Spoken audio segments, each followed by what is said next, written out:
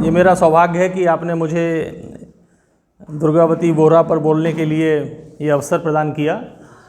और जैसा कि आपने खुद कहा कि मैंने दुर्गावती बोहरा का चयन स्वेच्छा से किया, वो इसलिए कि पिछले 25 वर्ष से, जब से मेरा उनसे परिचय है, मैं दुर्गावती बोहरा के चरित्र से बहुत प्रेरित रहा हूँ।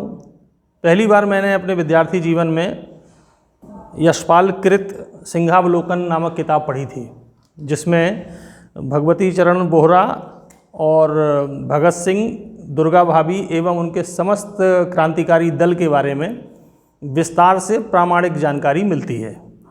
प्रामाणिक इस संदर्भ में मैं कहूँगा कि ये कोई ऐसी किताब नहीं है जिसको किसी ऐसे लेखक ने लिखा हो जिसने कहीं से पहले कोई सामग्री सुनी।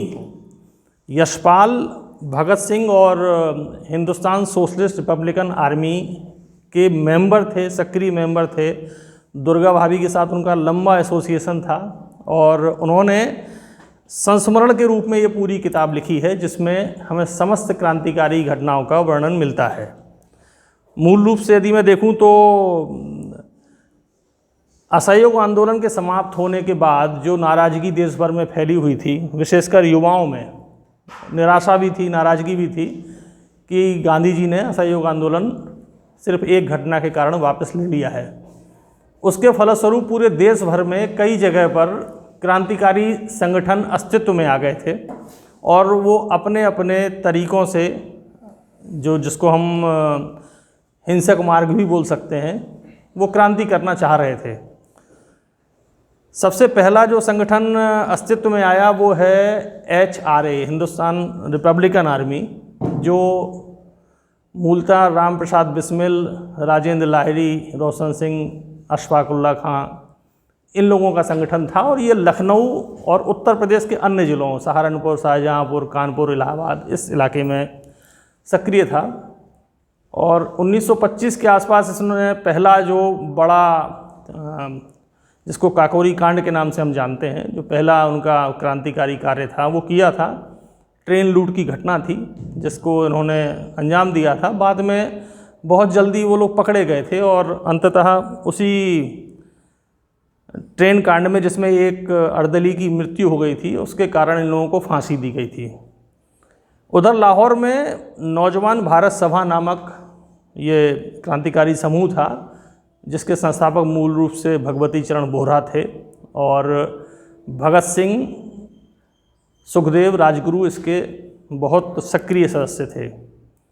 महाराष्ट्र में अभिनव भारत नामक संगठन था, सावरकर बंधु उसमें सक्रिय थे। पश्चिम बंगाल में युगांधर और अनुशीलन समिति, इस नाम से जो है क्रांतिकारी सक्रिय थे, सचिन सान्याल वगैरह। और इस तरह से हम देखते हैं कि पूरे देश भर में अलग अलग जगहों पर क्रांतिकारी विचारधारा का प्रसार होने लगा था। गांधी जी की लोकप्रियता कम होने लगी थी, युवा खास तौर से नाराज़ था और इसके कारण वो क्रांतिकारी गतिविधियों की ओर आसानी से अग्रसर हो रहा था। इस गर्म माहौल में एक जो बड़ी बात हुई जिसने सबको उद्वेलित किया, वो था साइमन कमीशन। साइमन कमीशन लगभग 1927-28 में एवं उसके बाद फिर 1-2 साल के अंतराल में 2 बार भारत आया था। मैं इस पे बाद में बात करूँगा, पहले मैं बात कर लूँ। अभी मुझे एकाएक याद आया कि पिछले व्याख्यान में सुरेश जी ने हाशिए पे जो समाज है या जो महिलाएं हैं उनके बारे में सामग्री ना मिलने की बात की थी। उन्होंने कस्तूरबा गांधी जी पे बोला था और ये कहा था कि बहुत कम सामग्री मिलती है जिसके कारण कोई व्याख्यान दिया जा सके। या हाशिए का समाज को, जिसको इटली के दार्शनिक हैं एंटोनियो ग्रामशी, जिन्होंने हेगेमनी का सिद्धांत दिया था, उन्होंने सबअल्टरन नाम भी उन्होंने ही सुझाया था। सबअल्टरन हिस्ट्री करके उसकी मांग की आवश्यकता बताई थी कि हमें एक ऐसे इतिहास को पढ़ना है या समझना है जो राजाओं, उनकी विजयों और राज्यों या साम्राज्यों तक सीमित ना हो। अभी तक हम जो इतिहास पढ़ते हैं उनमें हम केवल राजाओं को, उनकी विजय गाथाओं को, उनके द्वारा जीते गए राज्यों को और उनके ताकत को, इसको ही पढ़ते आए हैं और उसी का कालक्रमानुसार जो हमारा वर्णन है हमने इतिहास में वही पढ़ा है। हमने ये नहीं पढ़ा है कि जिस समय सम्राट अकबर बहुत प्रतापी यहाँ के राजा हुए थे, उनके काल में हाशिए पर जो समाज था, वो कुम्हार वर्ग था, वो क्या कर रहा था, या दलित वर्ग क्या कर रहा था, या स्त्रियाँ क्या करती थीं, आजीविका लोगों की कैसे चलती थी, वो कुम्हार किस तरह से सदियों तक जो है एक मंदिर या एक किले को बनाने में लगा हुआ है, उसको लिपिबद्ध, उसके इतिहास को लिपिबद्ध नहीं किया गया, जिसके कारण हम देखते हैं कि हाशिए के समाज का उल्लेख हमें मिलता ही नहीं है। और इसी को हम अगर और विस्तार से देखें तो एक और आरोप प्राय माना जाता है कि साहब कुछ नायकों की या नायिकाओं की बातें हमसे छुपा ली गई पाठ्यक्रम में। कुछ हद तक ये बात सही हो सकती है, क्योंकि पाठ्यक्रम निर्माण करना और ऐसा पाठ्यक्रम निर्माण करना जिसमें सभी वर्ग संतुष्ट हों लगभग असंभव सी बात है। और एक और जो महत्वपूर्ण बात यह है कि जैसे कि मैं कहूँ कि कक्षा 9 के विद्यार्थी को एक पाठ्यक्रम में इतिहास पढ़ना है, तो उसकी एक सीमा है। जिस देश का इतिहास 5000 वर्ष पुराना हो, उसको हम 10-12 हज़ार पेजों में समेट ना पा रहे हों, उसको एक पाठ्यक्रम में हम सीमित करेंगे तो निश्चय है कि कुछ बड़े नाम उसमें होंगे और छोटे कई नाम अलग होते जाएंगे। तो जो नाम पाठ्यक्रमों से या हमारे किताबों से अलग होते गए, उनको लेकर हमारे मन में ये खीज होना कि साहब उनको पर्याप्त स्थान ना मिला, ये अपने आप में एक विचारणीय विषय है। इस पर हम बात कर सकते हैं।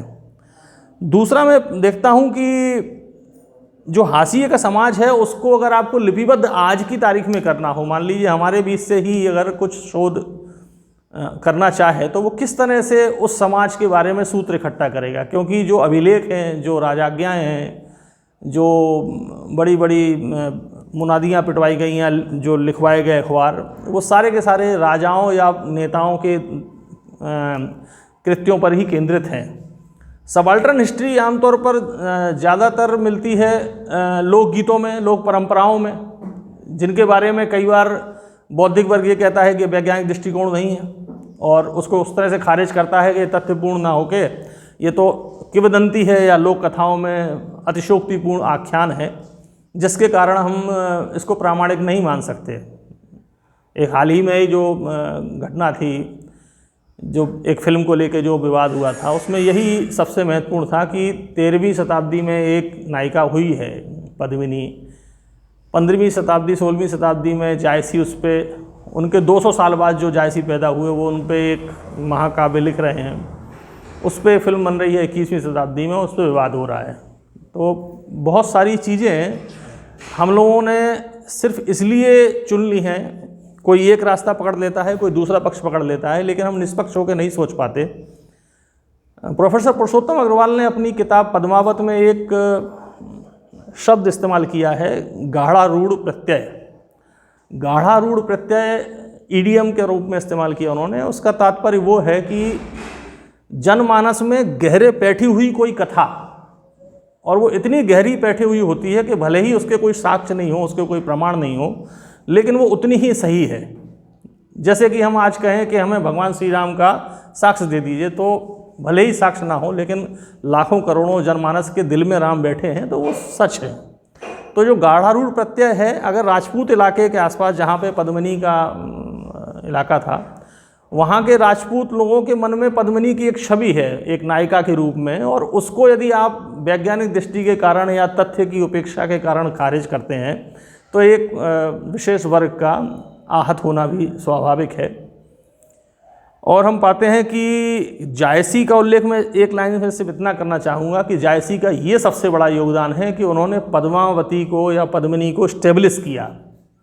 उसके पहले इस पूरे राजपूत अंचल में लोक कथाओं में, लोक स्मृति में जो व्यक्ति मिलते हैं वो हैं गोरा और बादल। उनके ही चर्चे सभी लोक ग्रंथों में और कविताओं में होते थे। गोरा बादल रीरूबाई एक प्रमाणिक ग्रंथ है जो इस इलाके में मिलता था। जायसी ने पहली बार पद्मावती को नायिका के रूप में प्रस्तुत किया और गोरा बादल उसके सबऑर्डिनेट हैं, और इस तरह से जो ये पद्मावत रचा गया, उसके बाद पद्मिनी को पूरे देश में जाना गया उस तरह से जिस तरह से हम आज जान रहे हैं। बात को आगे हम बढ़ाएं तो अगर हम 20वीं शताब्दी तक आते हैं, जो कि दुर्गावती बोहरा या हमारे स्वतंत्रता संग्राम के आंदोलन का काल है, इसमें भी आप देखते हैं कि जो हमारे छोटे जो पीछे रह गए नायक या नायिकाएं हैं, उनके बारे में हमारे पास लगभग नहीं के बराबर सामग्री है, कोई सामग्री नहीं मिलती। सिर्फ दुर्गावती बोहरा के बारे में नहीं, हम अगर सरोजिनी नायडू, एनी बेसेंट, भीखाजी कामा और इस तरह की अन्य नायिकाओं के बारे में भी देखें तो इनके बारे में एक या दो किताब छिटकी कहीं मिल जाए तो मिल जाए। बहुत बड़े स्तर पर आपके पास कोई संदर्भ ग्रंथ नहीं है। और इसलिए मेरी जो ये व्याख्यान का विषय है, मूलतः 3 इसके सोर्स हैं।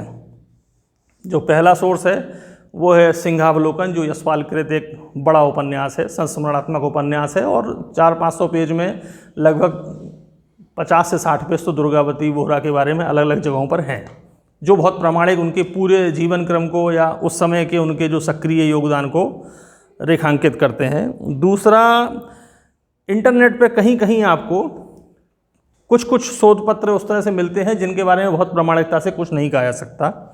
लेकिन नेशनल बुक ट्रस्ट ने 2021 में सत्यनारायण शर्मा जी हैं, उन्होंने क्रांतिवीर दुर्गावती बोहरा के ऊपर एक किताब लिखी है, पूरी करीब 200 पेज की है।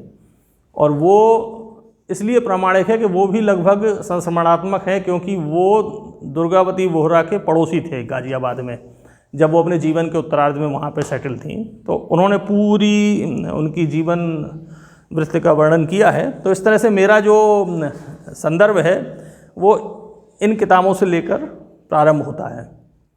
सिंहावलोकन के प्रस्तावना में यशपाल अन्य कई लोगों के साथ दुर्गा भाभी को उसका श्रेय देते हैं कि उन्होंने इस किताब को लिखवाने में और संस्मरण जुटाने में मेरी बहुत मदद की है, इसलिए मैं उनका आभार व्यक्त करता हूँ। तो इस दृष्टि से आप देखें कि यशपाल के साथ दुर्गा भाभी का एक लंबा संपर्क क्रांतिकारी काल के दौरान और उसके बाद भी बना रहा। सबसे महत्वपूर्ण जो चीज़ है कि जो नौजवान भारत सभा है, जिसका केंद्र लाहौर था और लाहौर में भी उसका केंद्र था भगवती चरण बोहरा का घर, जिसके सारी सभाएं, मीटिंग, क्रांतिकारी योजनाएं, ये सारी की सारी का केंद्र जो है भगवती चरण बोहरा का घर था, जिनके घर क्रांतिकारियों का तांता लगा रहता था। दुर्गावती भाभी सबकी भाभी हो गई थी, क्योंकि भगवती चरण वर्मा सबके भैया थे उस तरह से। और दुर्गा भाभी के ऊपर तमाम जिम्मेदारियां थी। उनके सारे देवर जो क्रांतिकारी गतिविधियों में जाते थे, कुछ लौट के ना आ पाते थे, उनके प्रति स्नेह का भाव रखना, एक तरह से वो माँ की भूमिका में रही हैं काफ़ी छोटे समय से। यशपाल अपनी पुस्तक में एक जगह लिखते हैं कि उन दिनों उनका मकान लाहौर में सशस्त्र क्रांति की चेष्टा और नौजवान भारत सभा के काम का प्रधान अड्डा बना हुआ था। दुर्गा भाभी इतने आदमियों को चले आते देखकर मन में चाहे जितना परेशान होती हों, परंतु मुख से तो केवल निकलता था आओ। सेवक के ना होने पर भी आटे की एक परात समाप्त हो जाने पे वे दूसरी गूंथने बैठ जाती थीं। आप कल्पना कर सकते हैं कि 20-20, 25-25 लोगों का खाना कभी कभी बनाना पड़ता हो, जो कि बड़े चंसे का राजा जैसे हट्टे कट्टे नौजवान जिसमें खाने वाले हों। तो इस महिला का संघर्ष आप किस तरह से आप देखिए कि आगे बढ़ता है। जानकारी के लिए बता दूं कि इनका जन्म 1907 में हुआ है और इनसे 3 या 4 साल बड़े 1903 या 4 में हुआ है भगवती चरण बोहरा का जन्म। इनके जन्म के 11 माह बाद ही इनकी माँ का निधन हो जाता है। पिता इनको पालते हैं और लगभग जब ये 8-10 साल की हो पाती हैं तब तक पिता भी संन्यास ले चुके होते हैं, एक तरह से साधु बन जाने की स्थिति में होते हैं। और 10 वर्ष की अवस्था में ही इनका विवाह लाहौर के शिवचरण बोहरा जी के परिवार में कर दिया जाता है, जो भगवती चरण बोहरा जी के पिता हैं। ये उत्तर प्रदेश में कौशाम्बी में पैदा हुई, ससुराल इनकी लाहौर में है और ये 10 वर्ष की विवाहिता के रूप में उस परिवार में जाती हैं। और आप समझ सकते हैं कि इस महिला का अध्ययन ना के बराबर था। माँ थी नहीं और घर में ऐसी स्थितियां थीं कि पिता जो है सन्यास की ओर उन्मुख हो गए थे, तो इनकी विधिवत शिक्षा उस समय तक नहीं हुई थी। और यशपाल 1-2 जगह लिखते हैं कि शायद ये कुछ चौपाइयाँ वगैरह बाँच लेती थीं, एक आध चीज़ें पढ़ लेती थीं, इसके अलावा इनकी विधिवत रूप से शिक्षा नहीं हो पाई थी। और ये जब वहाँ पहुँचती हैं तो भगवती चरण बोहरा को ये पता है कि ये इनकी शिक्षा बिल्कुल नहीं हुई है, तो भगवती चरण बोहरा इनको प्रेरित करते हैं कि तुम अध्ययन करो, और ये उनके साथ ही पढ़ना लगभग शुरू कर देती हैं। आगे जाकर यशपाल एक जगह पे लिखते हैं कि विवाह के समय भगवती भाई की उम्र 13-14 की और भाभी 10-11 की रही होंगी। दोनों ही परिवार के बुजुर्ग पुरानी परिपाटी के थे। उन्होंने अपनी संतानों का विवाह करके अपना संतोष कर लिया था, जैसे छोटे लड़के लड़कियां गुड्डे गुड़िया का विवाह कर लेते हैं। यह भाग्य की बात है कि दोनों ही ढंग के इंसान निकले। भाभी जब ससुराल आईं तो शायद रामायण और प्रेम सागर बाँच लेती होंगी। भगवती भाई ने कभी स्वयं पढ़ाकर और कभी ट्यूटर रखकर उनकी पढ़ाई का क्रम सदा जारी रखा। उनके पुत्र का जन्म 1925 में हुआ, यानी कि उस समय वो ठीक 18 साल की हुई थी, और उसके बाद भी भाभी की पढ़ाई किसी न किसी रूप में लगातार चलती रही। मैं पढ़ाई पर इसलिए केंद्रित कर रहा हूँ कि इस व्याख्यान के साथ साथ आप देखेंगे कि जो महिला निरक्षर होकर ससुराल में आई है 10 वर्ष की आयु में, और जब वो उनका निधन होता है तो वो किस स्तर तक पहुँचती हैं पढ़ाई को लेकर, इसको आप ध्यान में रखिएगा। इस दौरान क्रांतिकारी गतिविधियां लगातार चल रही हैं और काकोरी कांड के बाद HRA कमज़ोर पड़ने लगता है, और दिल्ली के फिरोज शाह कोटला में एक बैठक होती है जिसमें नौजवान भारत सभा और HRA के क्रांतिकारी मिलते हैं गोपनीय रूप से, और एक नए संगठन की नींव पड़ती है HSRA, यानी हिंदुस्तान सोशलिस्ट रिपब्लिकन आर्मी।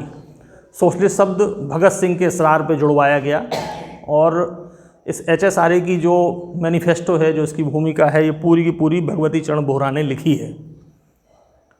काफ़ी डिबेट के उपरांत जब सोशलिस्ट शब्द जुड़वाया गया तो उसमें भगत सिंह की जो स्पीच मिलती है वो कहते हैं कि हमारा उद्देश्य सिर्फ अंग्रेज को भगाना नहीं है, बल्कि एक समाजवादी राज्य की स्थापना करना है। और इसमें कोई संदेह की बात नहीं है कि भगत सिंह चूँकि कम्युनिस्ट विचारधारा से प्रेरित थे, तो इसलिए वो उस तरह का जोड़ना चाहते थे अपने आख्यान में। HSRA मिल जाने के बाद क्रांतिकारी कार्यों में और गति पकड़ती है, क्योंकि दो संगठन के क्रांतिकारी एक हो गए हैं। इसी दौरान 1927-28 में साइमन कमीशन की घोषणा होती है, और साइमन कमीशन के ठीक पहले एक साल पूर्व 1926 में जो दुर्गावती बोहरा का पहला क्रांतिकारी कार्यों में जो हस्तक्षेप दिखाई देता है वो इस तरह से दिखता है कि करतार सिंह सरावा की बर्थ एनिवर्सरी है, और करतार सिंह सरावा 19 वर्ष की आयु में फांसी पे चढ़ने वाले सबसे कम उम्र के भारतीय हैं, जो गदर हुआ था 11-12 साल पहले, गदर पार्टी के मेंबर थे। उसके कारण उनको लाहौर षड्यंत्र केस नंबर 1 में उनको फांसी दे दी गई थी। उस समय वो सिर्फ 19 वर्ष के थे, तो लाहौर में उनके लिए एक श्रद्धांजलि सभा जैसी रखी गई थी। तो उसका उनका एक विशाल चित्र करतार सिंह सरावा का सुशीला देवी और दुर्गा भाभी, इन्होंने अपने रक्त से बनाया था। सुशीला दीदी के नाम से जानी जाती थी सुशीला देवी, जो भगवती चरण वर्मा की मुँहवेली बहन के रूप में भी फेमस थी और काफ़ी विदुषी महिला थी। और भगवती भाई उनसे क्रांतिकारी गतिविधियों की खूब चर्चा किया करते थे, और इन्हें थोड़ा सा दुर्गा भाभी को बुरा लगता था कि ये मुझसे बात नहीं करते हैं और सुशीला देवी से ज़्यादा चर्चा करते हैं। यशपाल एक जगह पे लिखते हैं कि दुर्गा भाभी उस समय तक प्रकट रूप से सार्वजनिक कार्य में नहीं आई थी।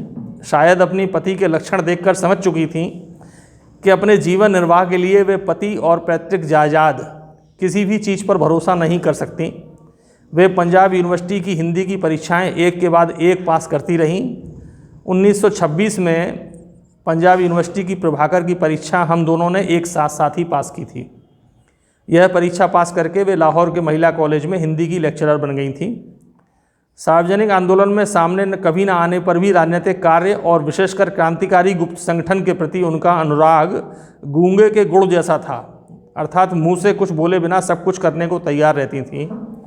वास्तविकता यह थी कि वे मन ही मन ईर्ष्या से चुप रह जाती, क्योंकि भगवती भाई सुशीला देवी को कवि, त्यागी और प्रतिभा संपन्न समझकर उनसे तो क्रांति की बातें किया करते थे, परंतु भाभी को देखते हुए ही देहाती बहू समझकर इनसे चर्चा ना करते थे। भाभी भी होंठ दबाकर सिर खुजाकर रह जाती कि देखा जाएगा। ये यशपाल लिख रहे हैं सिंहावलोकन में। साइमन कमीशन आता है 1927-28 में, जो कि इस देश में जो उस समय की तात्कालिक परिस्थितियां और संवैधानिक प्रबंधों को बदलने के लिए अंग्रेज़ों ने एक कमीशन भेजा था कि संविधान भारत का नए सिरे से लिखा जाए। और उस समय तक अंग्रेज़ों का कोई इरादा भारत छोड़ने का था नहीं, तो उन्होंने कहा भारत में जो कानून चलेगा वो ब्रिटिश कानून की तुलना में यहाँ की तात्कालिक या स्थानीय परिस्थितियों के हिसाब से बन सकता है। तो उसके सर्वे के लिए वो कमीशन आया। चूँकि उसमें एक भी भारतीय नहीं था, इसलिए उसका विरोध पूरे भारतवर्ष में हुआ। कांग्रेस ने भी उसका विरोध किया था और क्रांतिकारी भी विरोध कर ही रहे थे। साइमन कमीशन जब लाहौर पहुंचता है तो वहाँ अगुवाई कर रहे थे लाला लाजपत राय, जो पंजाब केसरी के संपादक थे और बड़े सम्मानित कांग्रेसी नेता थे। उसमें स्कॉट जो है, जो वहाँ के सुपरिटेंडेंट ऑफ पुलिस हैं, वो लाठीचार्ज का आदेश देते हैं और लाला लाजपत राय के सिर पे लाठी पड़ती है, वो लहूलुहान हो जाते हैं। भगत सिंह वगैरह उस घटना पे अपनी आंखों के सामने होते देखते हैं, मौजूद हैं वहाँ पर। तमाम कोशिश करते हैं लाला लाजपत राय को बचाने की, लेकिन वो सिर का जो प्रहार है उनके सिर पर जो डंडे का, उसके कारण उनकी अंततः मृत्यु हो जाती है। इसको लेके जो HSRA या नौजवान भारत सभा के सदस्य हैं, उनके मन में गहरा आक्रोश है और उनकी ये योजना बनती है कि इसका हमको बदला लेना है। और इसके लिए एक बैठक भगवती चरण वर्मा जी के घर पे ही आयोजित की जाती है, जिसकी अध्यक्षता उस दिन दुर्गा भाभी करती हैं। और दुर्गा भाभी ही ये निर्णय लेती हैं कि स्कॉट की हम लोग हत्या करेंगे। वो स्वयं अपने आप को प्रस्तुत करती हैं कि ये काम मैं अंजाम दूंगी, लेकिन जो मीटिंग थी उसने निर्णय लिया कि ये काम भगत सिंह और राजगुरु को दिया जाए। अंततः हम सब जानते हैं कि स्कॉट की हत्या होती है। स्कॉट की जगह वो सैंडर्स की हत्या हो जाती है। और ये एक धुंधलका है जो हम लोग आमतौर पर पढ़ते आए हैं कि मारने वो स्कॉट को गए थे और मार देते हैं सैंडर्स को। और ऐसा इसलिए भी हुआ कि लोगों को लगा कि शायद वो पहचान का संकट था और पहचान नहीं पाए। लेकिन यशपाल अपनी इस किताब में बड़े प्रामाणिक रूप से लिखते हैं कि ये जो भ्रम पैदा हुआ है वो एक मुखबिर थे जयगोपाल, उनके कारण ये भ्रम पैदा हुआ। और उनकी पंक्तियों में यदि मैं पढ़ के सुनाऊँ आपको, तो वो लिखते हैं कि मैं साइमन कमीशन विरोधी प्रसंग में पहले भी कह चुका हूँ कि लाला जी का लाठीचार्ज का आदेश स्कॉट ने दिया था, सैंडर्स ने लाठी मारी थी। हिस्प्रस को, यानी हिंदुस्तान समाजवादी संगठन जो है, इनमें से किसी के प्रति भी व्यक्तिगत पक्षपात नहीं था। गोली मारने का केवल एक ही प्रयोजन था और दोनों ही इसके अधिकारी थे। यानी कि चाहे सैंडर्स मरे या स्कॉट मरे, उनका काम केवल संदेश देना था। और भगत सिंह ने सैंडर्स को जो गोली मारी, उनको पहचान बिल्कुल स्पष्ट थी, क्योंकि स्कॉट पीछे गाड़ी में थे, सैंडर्स जो है अपनी लाल रंग की बुलेट में आगे थे। और इसको लेके मुखबिर की सूचना के आधार पर कोई भ्रम था नहीं। सैंडर्स की हत्या के बाद ये लोग वहाँ से भागे और भगत सिंह ने तुरंत अपनी, क्योंकि भागते समय जो दरबान ने उनको पहचान लिया था कि एक लंबे बाल वाला और दाढ़ी वाला इंसान है और सरदार हो सकता है वो, और उसने हत्या की है। भगत सिंह जाके अपने बाल कटाते हैं, शेविंग कराते हैं और सीधे सुखदेव के साथ रात को 8 बजे दुर्गा भाभी के घर पहुंचते हैं। दुर्गा भाभी उस समय संस्कृत पढ़ रही होती हैं एक ट्यूटर के द्वारा। उनकी एक सहेली और वो दोनों लोग संस्कृत का अध्ययन कर रहे हैं और दरवाजे पे दस्तक होती है और दुर्गा भाभी से सुखदेव कहते हैं कि आपको अभी चलना होगा, एक को लाहौर से निकाल के बाहर ले जाना है, जान का जोखिम है, गोली चल सकती है, आप चलेंगी क्या? तो उन्होंने कहा बिल्कुल। उन्होंने कहा उसको पहचानी है, तो उन्होंने थोड़ा देख के उसको पहचानने में थोड़ा सा उनको देर लगा, क्योंकि भगत सिंह हैट पहन के एक विदेशी चाल ढाल नक्श मोहरा वाले वेश में थे। लेकिन दुर्गा भाभी उनको थोड़ी देर बाद पहचान गई, भगत है। और तत्काल उन्होंने अपनी वो ट्यूटर को फ्री किया कि आप जाइए, हमें कहीं आवश्यक काम है। और लाहौर से भगत सिंह को निकालकर कलकत्ता ले जाने की योजना थी, क्योंकि भगवती चरण बोहरा उस समय कलकत्ता में थे। पूरे स्टेशन पे और बस स्टैंड पर सख्त पहरा था और सभी भगत सिंह को जो है और राजगुरु को ढूंढने के लिए पूरी पुलिस लगी हुई थी। दुर्गा भाभी अपने ऐसे गेटअप में थी जैसे बहुत ही संभ्रांत परिवार की, कोई रईस परिवार की महिला हो, और भगत सिंह एक हैट लगा के और कोट पहन के एक ऐसे इंसान के रूप में थे कि जो अंग्रेज़ दां लगे बिल्कुल। और इनके भाभी के गोद में 4 साल का बेटा उनका सची था, या सचिन नाथ बोहरा जिसका नाम है। और राजगुरु नौकर के भूमिका में साथ में है स्टेशन पर। इन लोगों का जो आरक्षण है वो फर्स्ट क्लास के कूपे में है और राजगुरु का 3rd क्लास की बोगी में, ताकि किसी को शक ना हो। और इस तरह से हम देखते हैं कि एक जगह इस घटना के एक आदमी को बचाकर लाहौर से निकालना है, यशपाल लिखते हैं, उसकी मेम या बीवी बनकर साथ जाना होगा, खतरा है सोच लो, गोली चल सकती है। सुखदेव भाभी की ओर घूर रहा था। भाभी ने उत्तर दिया, चली जाऊंगी। वह आज रात यहाँ ही रहेगा, इस पढ़ाई को समाप्त कर दो। भाभी ने उत्तर दिया, अच्छा। सुखदेव ने उस आदमी की ओर संकेत करके भाभी से पूछा, इसे पहचानती हो? भाभी ने देखा, जरा ध्यान से देखा और बोला, भगत। सुखदेव और भगत दोनों हंस पड़े। सुबह तड़के 5-6 बजे कलकत्ता मेल से चलने की बात थी। भगत सिंह ओवरकोट का कॉलर उठाए, हैट माथे पर खींचे और अपना चेहरा गोद में लिए सची के सिर की आड़ में किए रेलवे प्लेटफार्म पर पहुंचा। भगवती भाई का लड़का सचिंद्र कुमार बोहरा, जो अब इंजीनियर है, उस समय 3 वर्ष का था। भाभी भी चेहरे पर पाउडर लगाए और अपने सबसे ऊंची एड़ी के जूते के साथ खटखट करते हुए साथ चल रही थीं। भगत सिंह की जेब में भरा हुआ पिस्तौल, राजगुरु नौकर के वेश में साथ था, उसकी कमर पर भी भरा हुआ पिस्तौल बंधा था। पुलिस को संदेह हो जाता तो जरूर गोली चलती। सची और भाभी का ऐसे में क्या होता? ये यशपाल लिख रहे हैं। एक और जगह जो डॉक्यूमेंट्री मैंने दुर्गा भाभी के बारे में देखी, उसमें ये दिखाया है कि पुलिस को संदेह हो जाता है इनके ऊपर, और ये जब ये जाके फर्स्ट क्लास के कूपे में बैठ जाते हैं तो एक अंग्रेज अफसर पीछे पीछे कूपे तक आता है। इसके पहले कि उस कूपे में भगत सिंह पिस्तौल से फायर खोलते, दुर्गा भाभी ने तुरंत उठ के अपने 3 साल के बच्चे को उस अंग्रेज अफसर के हाथ में पकड़ा दिया कि देखिए ये लगातार जिद कर रहा है, रो रहा है, आप इसको चुप कराइए। वो अंग्रेज भी एकाएक हड़बड़ा गया और वो उसको समझ में आ गया ये तो कोई सामान्य परिवार है जो चेचे पेपे कर रहा है, और उस तरह से वो दुर्गा भाभी बिना किसी हिंसा के वहाँ से उनको निकाल ले जाने में कामयाब रहीं। राजगुरु कानपुर में उतर जाते हैं और ये ट्रेन कलकत्ता तक पहुंचती है, और कलकत्ता में उनके स्वागत में जब भगवती चरण बोहरा और सुशीला दीदी दोनों आते हैं स्टेशन पर, और जब इस तरह से देखते हैं तो उनके कंधे पे हाथ रख के बोलते हैं कि अब मैं तुम्हें समझा, मैं पहले तुम्हें समझ नहीं पाया था, ये भगवती चरण बोहरा ने बोला। इसके बाद जो दूसरा बड़ा कारनामा इनका संगठन करता है वो है असेंबली बम कांड। 1929 का वक्त है और भगत सिंह ये तय करते हैं, फिर वही बैठक दुर्गा भाभी के घर में हो रही है और उसमें तय होता है कि असेंबली में बम फेंका जाएगा जो धुएं का बम होगा। और उस समय दिल्ली असेंबली में साइमन भी मौजूद थे। साइमन दूसरी बार आए थे फिर से, और आप हम सब जानते हैं असेंबली कांड के बारे में कि बम फेंकने के बाद बटुकेश्वर दत्त और भगत सिंह काफ़ी देर तक लॉबी में खड़े रहे और कोई पकड़ने नहीं आया। फिर जो पुलिस वाले आए तो उन्होंने खुद ही बोला कि हाँ मैंने ही बम मारा है, और इस तरह से उन्होंने गिरफ्तारी दी। जब बम फेंकने जा रहे थे तो दुर्गा भाभी ही थी जिन्होंने तिलक लगाकर उनको विदा दी थी, और उनकी गिरफ्तारी के बाद वकील को जो 3000 रुपये की फ़ीस दी थी वो अपने कंगन और सारे गहने बेचने के बाद दुर्गा भाभी ने दिए।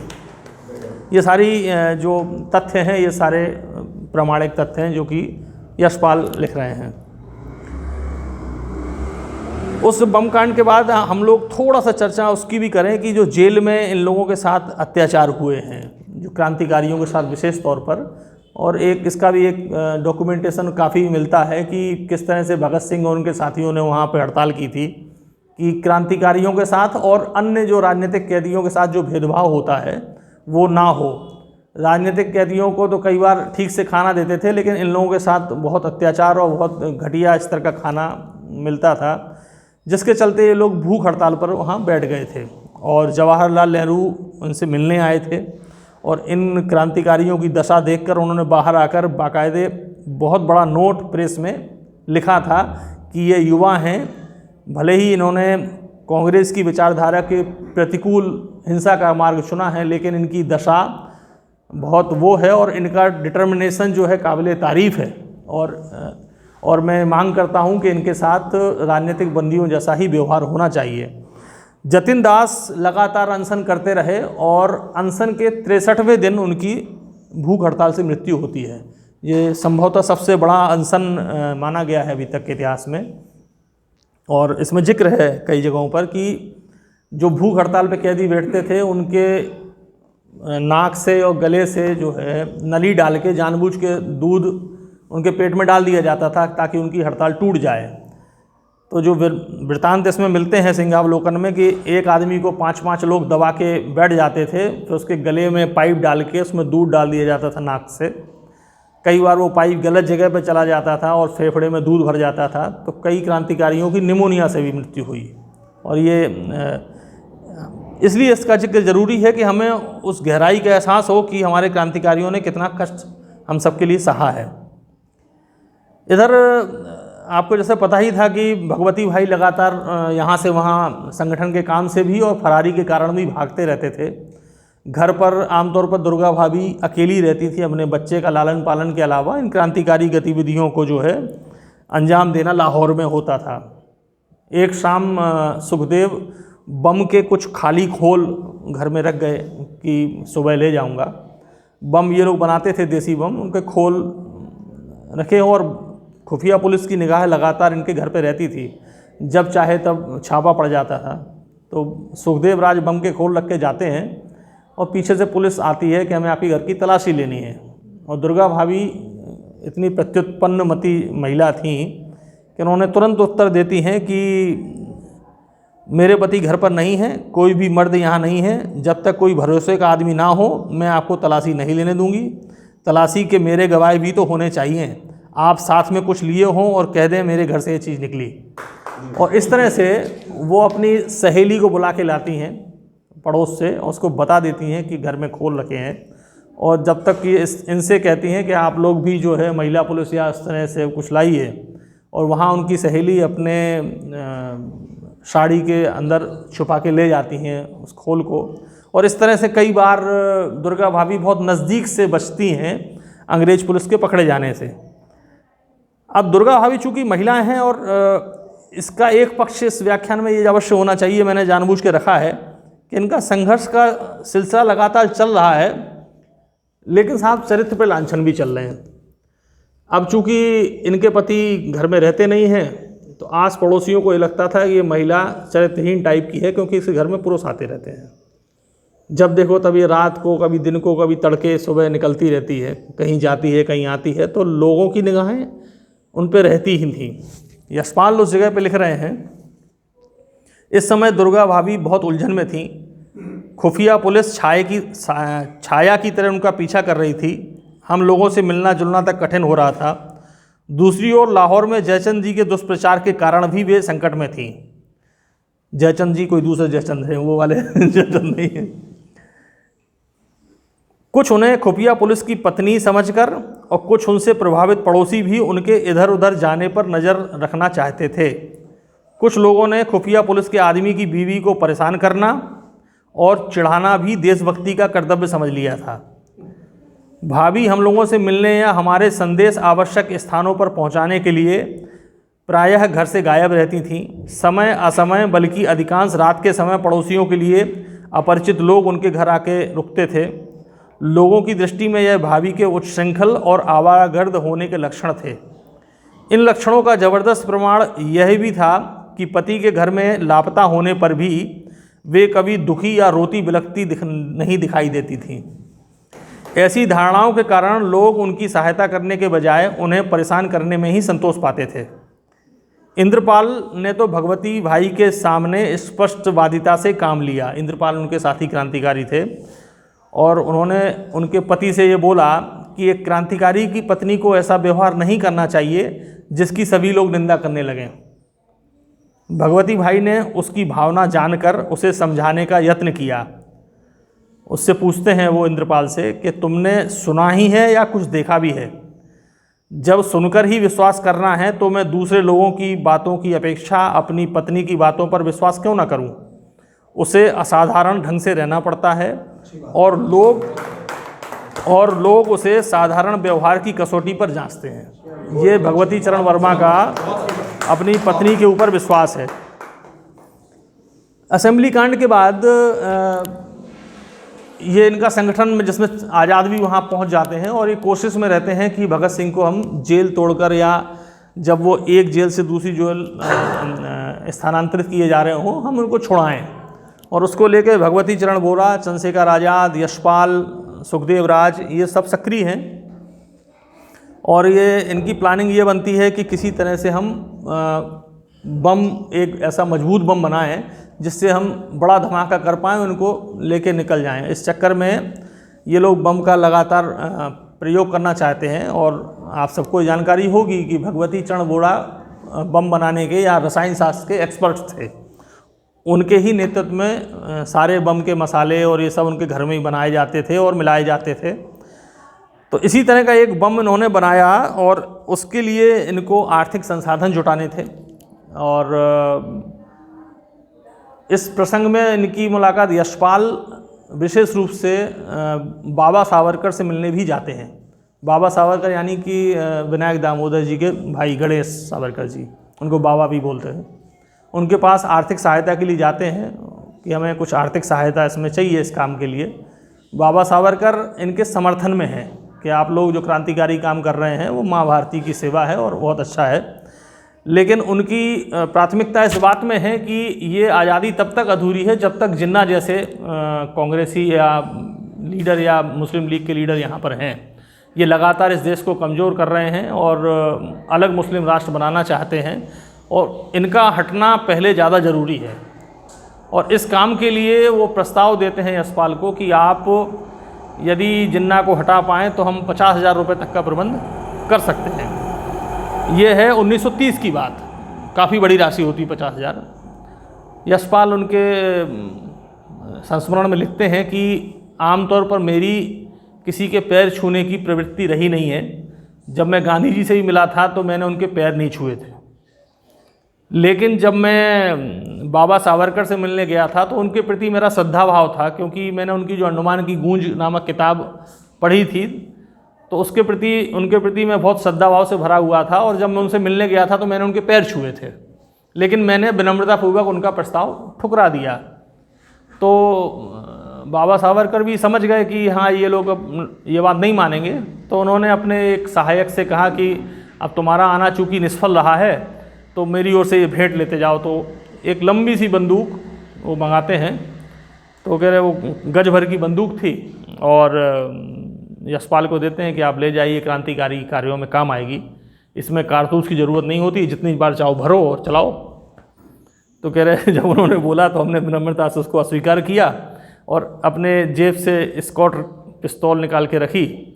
कह रहे हमको तो ऐसी पिस्तौल चाहिए जो हमारे कुर्ते के भीतर छुपाई जा सके, क्योंकि हम इतनी बड़ी बंदूक लेकर जाएंगे तो हम पकड़े जाएंगे।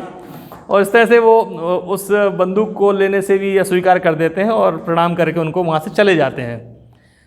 दिल्ली लौटकर वो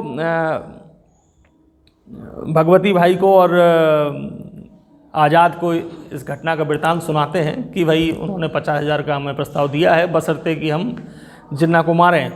तो जिन्ना साहब के बारे में बाबा का प्रस्ताव सुनकर आज़ाद झुंझला उठे। मैं उसकी पंक्ति पढ़ रहा हूँ। और बोलते हैं कि यह लोग क्या हमें पेशेवर हत्यारा समझते हैं? और बाद में हम लोग हाथ भर लंबे देसी पिस्तौल की बात को याद करके खूब हंसते रहे। उस देसी पिस्तौल के प्रति बाबा का अनुराग उनके विचार में भारतीय संस्कृति के प्रति अनुराग का प्रतीक था।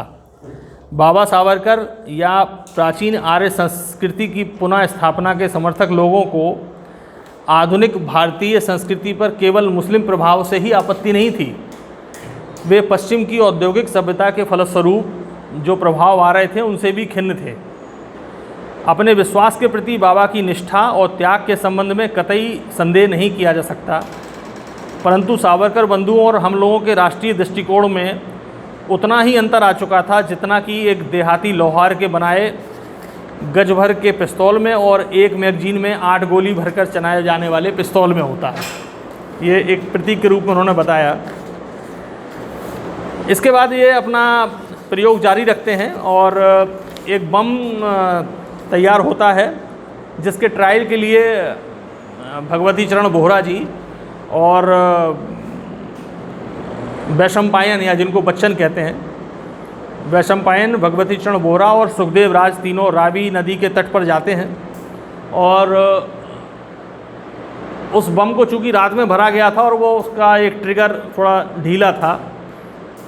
सुखदेव थोड़े उतावले प्रवृत्ति के थे शुरू से ही, कई घटनाओं में उन्होंने अपना उतावलापन दिखाया था। तो उन्होंने कहा इसको धूप में सुखा लो। धूप में सुखाते सुखाते भी उन्होंने कहा जल्दी से सूख गया, अब हम लोग प्रयोग करते हैं। तो भगवती भाई ने उनको चेताया कि ट्रिगर इसका जो है वो गीला है और ये भी सुरक्षित नहीं है। तो सुखदेव राज उनसे बोलते हैं कि आपको डर लग रहा हो तो हम चला देते हैं। तो भगवती चरण बोहरा उनसे बोलते हैं कि जो खतरा तुम्हारे लिए है वही खतरा मेरे लिए भी है, तो तुम लोग पीछे हटो, मैं ही चला देता हूँ। और चलाने के लिए जैसे ही हाथ में लेते हैं तो उनके हाथ में ही फट जाता है। और हाथ में फटता है तो एक हाथ उड़ जाता है, दूसरे हाथ की उंगलियां उड़ जाती हैं, पेट में से खून की धार चली जाती है। सुखदेव को भी थोड़ा सा घुटने उठने पे छर्रे लग जाते हैं। तो सुखदेव जो है भागते हुए दुर्गा भाभी के घर पे आते हैं। घर पर उस समय चंद्रशेखर आज़ाद और अन्य लोग मौजूद हैं और वो उनको बताते हैं कि क्या हुआ। तो उन्होंने कहा बम हाथ में फट गया है और भगवती भाई घायल हो गए हैं। तो यशपाल उसमें लिखते हैं कि हम लोग सब जंगल की ओर दौड़े। उसमें यशपाल थे, चंद्रशेखर आज़ाद थे, सुखदेव पुराना गया। अंततः कह रहे हैं हम लोग उस जगह पर पहुंचते हैं और जहां पर भगवती चरण बोहरा घायल पड़े हैं बुरी तरह, लहूलुहान। और ये लोग कहते हैं कि चलिए हम चादर लेके आएँ, आपको ले चलते हैं। हम लोग उठाने की चेष्टा करते हैं तो उनको और तकलीफ़ होती है और वो रोक देते हैं कि कोई फ़ायदा नहीं है, क्योंकि मेरी स्थिति अब ऐसी है कि मैं बच नहीं पाऊँगा।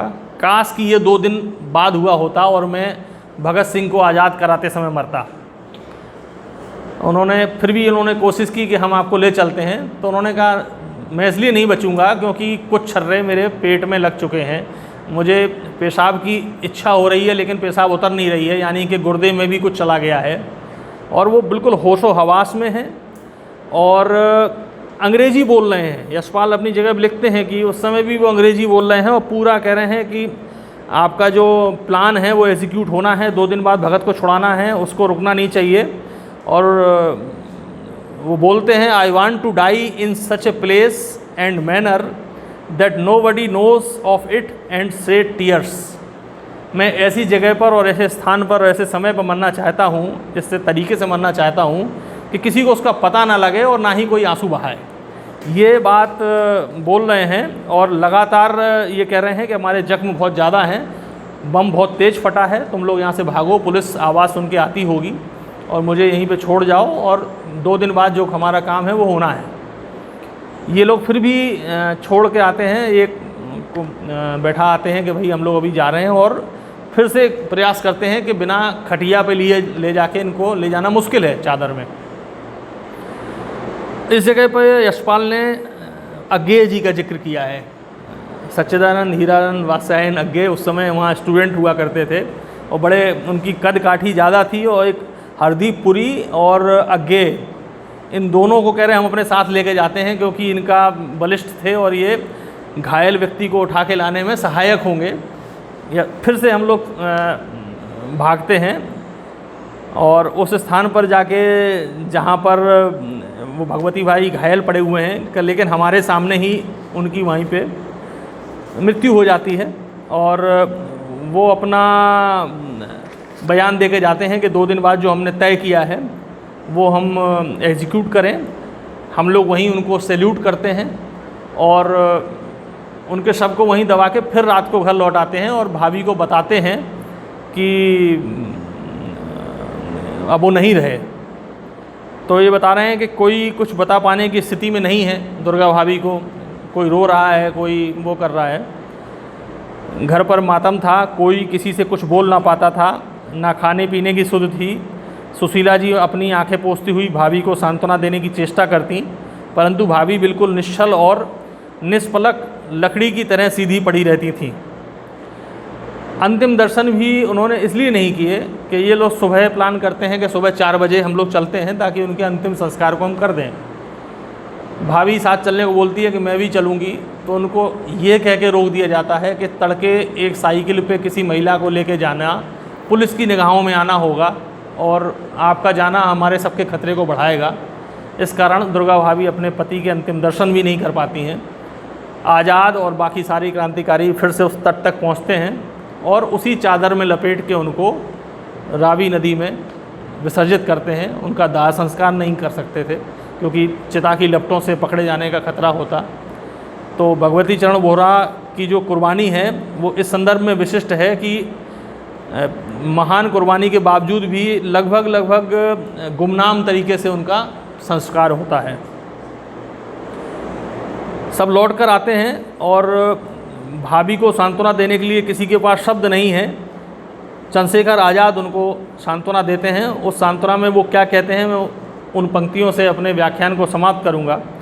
अभी मैं थोड़ा सा कुछ घटनाक्रम और बताना चाहूँगा कि इधर 1930-31 आने को होता है और भगत सिंह को फांसी लग जाती है। भगत सिंह की फांसी को रोकने के लिए एक कोशिश दुर्गा भाभी भी करती हैं गांधी जी से मिलने की, और उनके दिल्ली के एक विश्वस्त कांग्रेसी नेता जो कि क्रांतिकारियों से सहानुभूति रखते थे उनको उनसे मिलाने ले जाते हैं। बाहर जवाहरलाल नेहरू टहलते हुए मिल जाते हैं। उनसे वो कहते हैं कि मैं अंदर उनसे गांधी जी से मिलना है, हम लोग लाहौर से आए हैं। लेकिन वो अपना परिचय जवाहरलाल नेहरू को नहीं देती हैं क्योंकि उस समय फरारी में काट रही हैं। लेकिन वो गांधी जी के समक्ष पहुंच के उनको अपना ईमानदारी से सच्चा परिचय देती हैं कि हम लोग कौन हैं और हम चाहते हैं कि आप इन लोगों की फांसी की सज़ा माफ़ कराइए।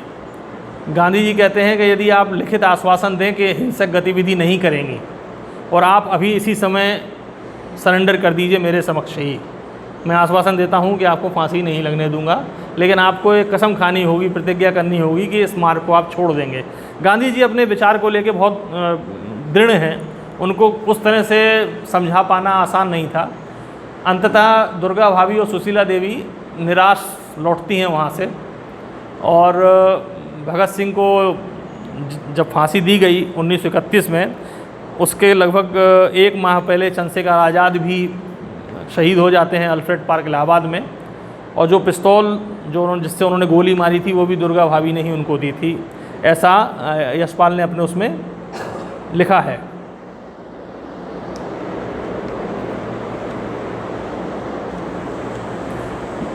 पति के निधन के सिर्फ 4 महीने बाद दुर्गा भाभी क्रांतिकारी गतिविधियों में फिर सक्रिय हो जाती हैं और ये निर्णय होता है कि बम्बई के गवर्नर हैली को मारना है। उसके लिए दुर्गा भाभी वेश बदलकर बम्बई पहुंचती हैं और गवर्नर हैली पे स्वयं गोली चलाती हैं। उस समय वो पारसी महिला के वस्त्र में एक कार में बैठ के ये लोग जाते हैं, लेकिन गोली हैली को ना लग के उनके किसी अंगरक्षक को लगती है और दुर्गा भाभी उसके बाद फरार होती हैं वहाँ से। इस दौरान बीच में भगत सिंह भी जा चुके हैं, आज़ाद भी जा चुके हैं और लगभग इनका पूरा संगठन छिन्न भिन्न हो चुका था और ज़्यादातर क्रांतिकारी या तो जेल में थे या फिर फांसी पे चढ़ा दिए जाते हैं। ये 1931 से 34 तक के दौरान दुर्गा भाभी बड़ी असमंजस में हैं। 6 साल का बेटा है उनका और घर पर कोई उस तरह से आजीविका बची नहीं थी।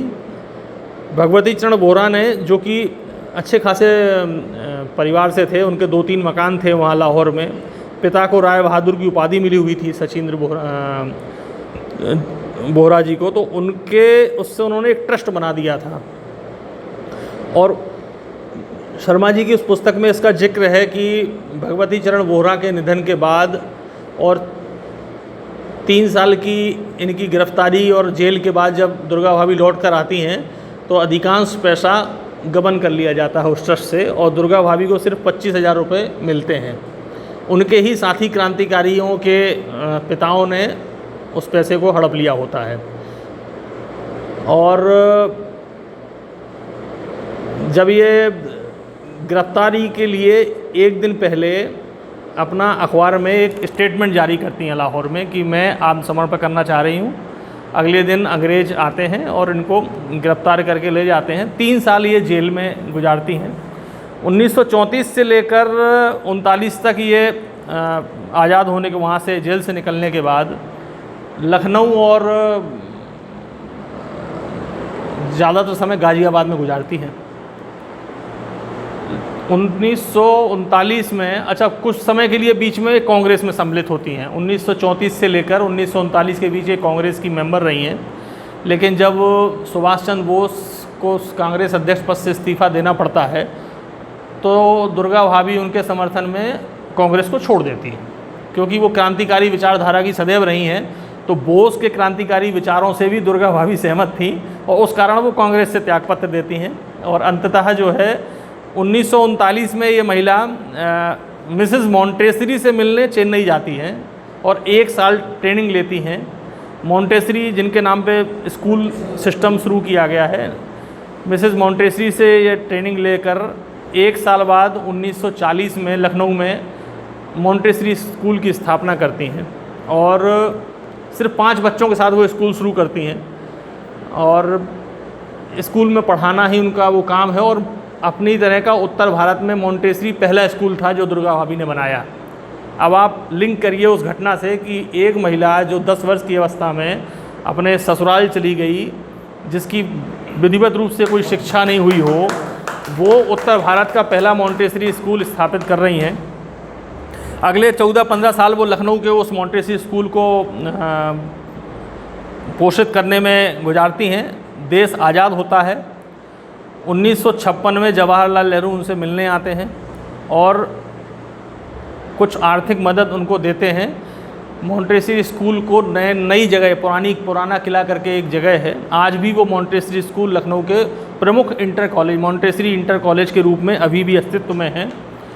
1957 में इसको नई लोकेशन पर शिफ्ट किया जाता है। आचार्य नरेंद्र देव और रफ़ी अहमद किदवई इसकी प्रबंध समिति के पहले सदस्य थे। नेहरू ने कुछ दिन के लिए उस स्कूल में राजीव गांधी और संजय गांधी को भी पढ़ने भेजा और इसके बाद 1957 के बाद दुर्गा भाभी उस स्कूल को प्रबंधित करने के बाद गाज़ियाबाद शिफ्ट हो जा रही हैं और लगभग गुमनामी का उन्होंने उसके बाद जीवन गुजारा है।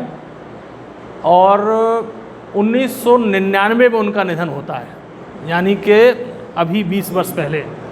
मेरे लिए व्यक्तिगत क्षोभ का विषय है क्योंकि उस दौरान मैं लगभग इलाहाबाद और बनारस में अध्ययनरत था। यदि मुझे ये तथ्य पहले पता होते तो मैं उनके चरणों में हुआ था। एक और जो चीज़ है दुर्गा भाभी की, वो ये इस बारे में विशिष्ट है कि आज जब ये पवन जी ने इस व्याख्यान के बारे में फेसबुक पर डाला तो पंकज चतुर्वेदी जी जो राष्ट्रीय पुस्तक न्यास के हमारे संपादक हैं, उन्होंने दुर्गा भाभी का हस्तलिखित एक पत्र हमें भेजा है जो उन्होंने 1980 में लिखा था। किसी जगह पर भगत सिंह की प्रतिमा का अनावरण होना था, दुर्गा भाभी को बुलाया गया और दुर्गा भाभी ने उसमें वो पत्र लिखा है कि मैं आना चाहती हूँ लेकिन मेरा स्वास्थ्य अनुमति नहीं देता है, मुझे आँखों से लगभग दिखता नहीं है, तो मैं शुभकामनाएँ देती हूँ, ये बहुत अच्छा काम है। और दुर्गा भाभी उसके बाद लगभग बीमार ही रही हैं। 1999 में बहुत लंबी लगभग 92 वर्ष की आयु में उनका निधन होता है और उनके निधन के 6 साल बाद उनके बेटे का भी निधन हो जाता है। 2005 में उनका बेटा भी नहीं रहा। और एक ऐसी महिला जिसने निरक्षरता से लेकर साक्षरता और शिक्षा के प्रकाश से लेकर क्रांतिकारी गतिविधियों तक लगभग हर चीज़ों में अपना बलिदान दिया है, अपने पति से लेकर अपने सुख चैन से लेकर अपने गहनों से लेकर। एक ऐसी महिला के बारे में हम स्मरण कर पाए आज इस स्थान पर, इसके लिए मैं आप सभी को धन्यवाद देता हूं और अपनी बात को चंद्रशेखर आज़ाद की उन पंक्तियों के साथ समाप्त करना चाहूँगा और दोहराना चाहूँगा मेरे मन में आज वही भाव है। आज़ाद कहते हैं जब भगवती चरण बोहरा की मृत्यु हो गई है और अंत्येष्टि करके वो लोग लौट आते हैं, अंत्येष्टि नहीं जो विसर्जन करके, आज़ाद कहते हैं कि तुम हम सबकी माँ बहन हो, तुमने पार्टी के लिए अपना सर्वस्व न्यौछावर किया है, हम सब तुम्हारे ऋणी हैं, तुम्हारे प्रति अपने कर्तव्य को कभी नहीं भूलेंगे। इन शब्दों के साथ मैं नमस्कार करता हूँ।